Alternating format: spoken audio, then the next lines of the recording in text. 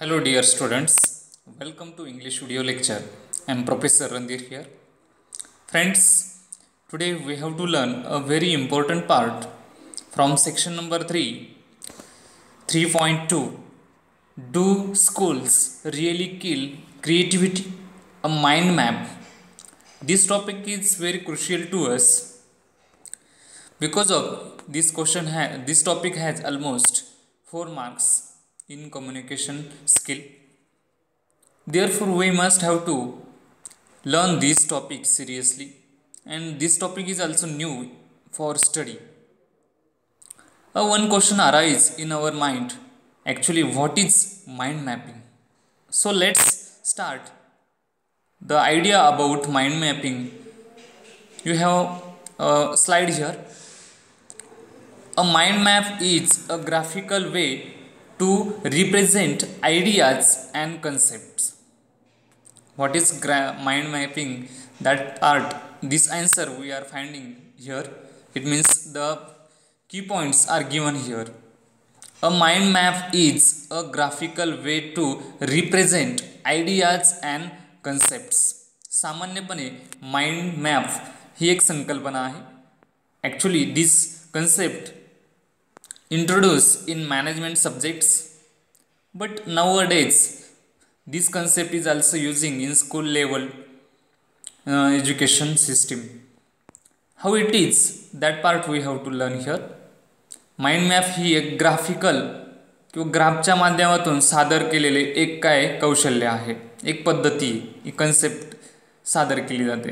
A mind map is a graphical way. Graphical म्हणजे ग्राफच्या माध्यमातून सादर करणे. कल्पना, एखादी कन्सेप्ट असेल ती ग्राफच्या माध्यमातून सादर करणे, यालाच काय म्हटलेलं आहे, माइंड मॅपिंग म्हटलेलं आहे. सिंपल आणि थोडक्यात किंवा सोप्या भाषेत सांगायचं झालं तर एखादं आयडिया आहे, ती आयडिया आपण ग्राफच्या माध्यमातून रिप्रेझेंट करणे म्हणजे सादर करणे, यालाच माइंड मॅपिंग असं म्हणायचं. So this meaning is very simple to us. Mind mapping हे आपल्याला या डेफिनेशनद्वारे समजून आलेलं आहे. It is a visual thinking tool that helps structuring information, helping you to better analyse, comprehend, synthesise, recall and generate new ideas. It is a visual thinking. या माध्यमातून आपण व्हिज्युअल थिंकिंग करतो, म्हणजे दृश्य स्वरूपातली विचारसरणी आपण सादर करत असतो. म्हणजे आपल्या डोक्यामध्ये काय कल्पना चालू आहे, सपोज की तुम्ही फुटबॉलबद्दल विचार करत असाल, तर मग फुटबॉलशी रिलेटेड जे काही घटक आहेत ते सर्व घटक एक ब्रँच, तुम्ही एक फुटबॉलचे डायग्राम काढणार आहात आणि त्या फुटबॉल खेळाशी संबंधित असलेले अदर थिंग्स त्यामध्ये तुम्ही ब्रँच वाईज त्या ठिकाणी नोट डाऊन करणार आहेत. Such a things called mind mapping. Suppose की स्कूल म्हटलं तर मग स्कूल हा एक आयडिया आहे. त्या शाळेसंबंधी जे काही घटक आहेत त्यांच्या वेगवेगळ्या घटकांच्या ब्रँचेस आपण बनवणार आहोत. Just like the tree diagram, graphical information, such called a mind mapping. आपल्याला माहितीचं स्ट्रक्चरिंग इन्फॉर्मेशन शेअर करायला त्यातून अधिकच मदत मिळणार आहे. Just as it every great idea, it's power lies in its simplicity.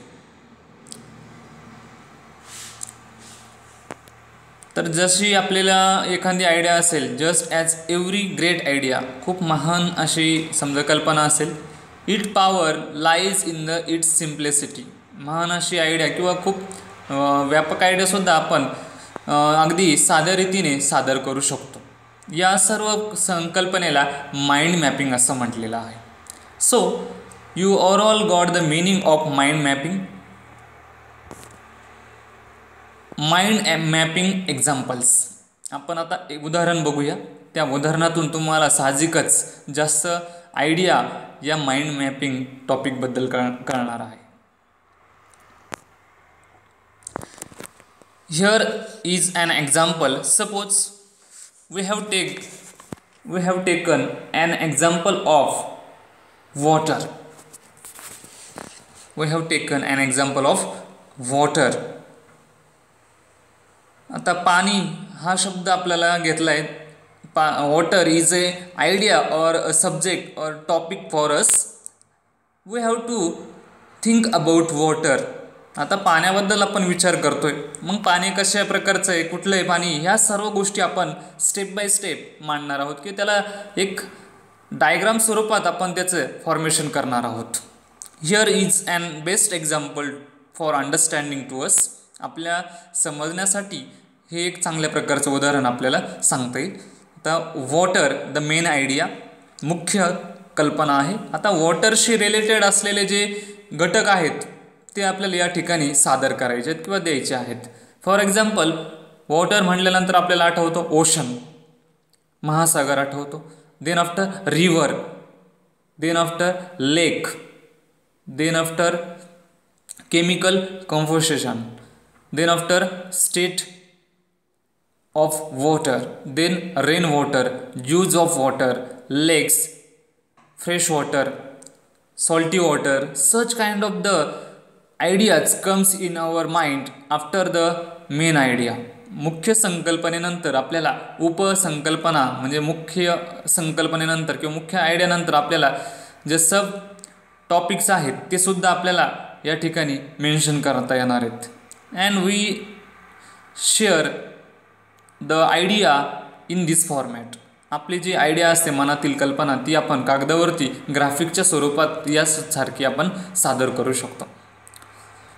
Salty water, rain water, muddy water, such kind of the other branches we also draw here or other icons may be include in it. या उदाहरणातून तुम्हाला चांगल्या रीतीने समजलं असणार आहे.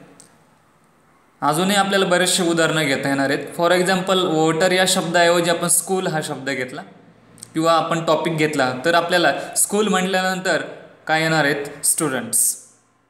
ओशनच्या ठिकाणी आपण स्टुडंट्स हा शब्द घेऊया. देन आफ्टर टीचर्स, रिव्हर या शब्दाऐवजी आपण टीचर्स घेतला. देन आफ्टर प्रिन्सिपल, लेक या शब्दाऐवजी आपण प्रिन्सिपल हा घेतला. त्यानंतर classroom, then after practical lab, then after library, then after staff room, principal office. Such kind of things are including in it and that will become a diagram and that's we call it a mind mapping example. अशा प्रकारची एक आकृती आपल्याला मिळणार आहे आणि ती आकृती म्हणजेच काय असणार आहे, माइंड मॅपिंगचं एक एक्झाम्पल असणार आहे. अतिशय सोपा भाग आहे, फक्त तो आपण व्यवस्थितरित्यानं समजून घेतला पाहिजे.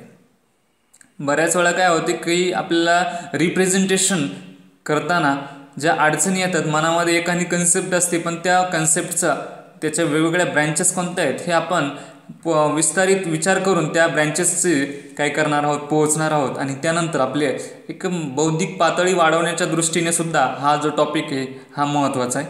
आपण विचार कुठपर्यंत करू शकतो, आपली विचारांची लेवल कुठपर्यंत जाते, या सर्व गोष्टींचे इथं आपल्याला सविस्तर जाणीव होणार आहे.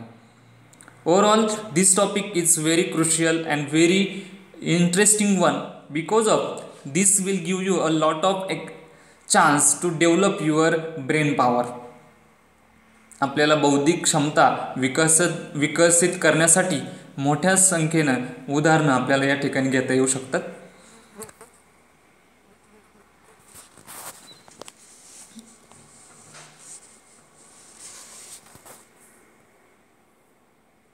The contents. Mind map was first popularized by British popular psychology author and television personality Tony Buzan. This concept is firstly introduced to us a British popular psychology author and television personality Tony Buzan. त्यांनी ही संकल्पना प्रथम मांडलेली, first पॉप्युलराइज, त्यांनी ही लोकांमध्ये ही संकल्पना प्रसिद्ध केली, रुजवलेली आहे.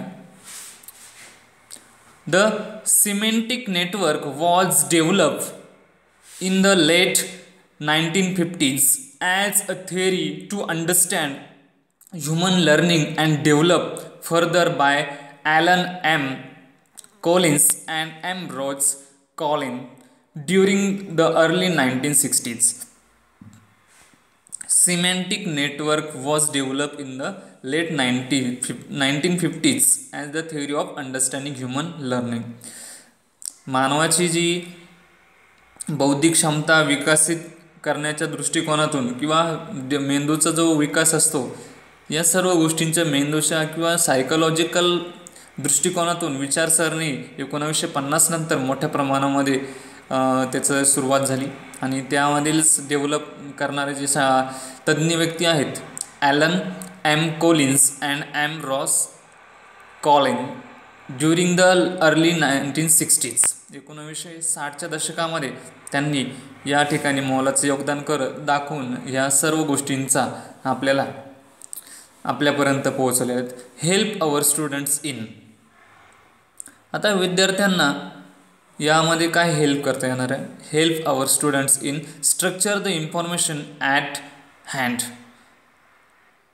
Fostering creativity, improve memory and recall, better connections with topic.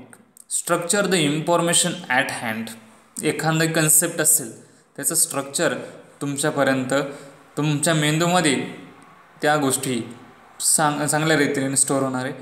फॉरेस्टरिंग creativity. तुमची क्रिएटिव्हिटी वाढणार आहे, नवनिर्मिती क्षमता तुमची वाढणार आहे. Improve memory and recall. तुमची बौद्धिक पातळी वाढणार आहे आणि स्मरणशक्ती ती तुमची वाढणार आहे.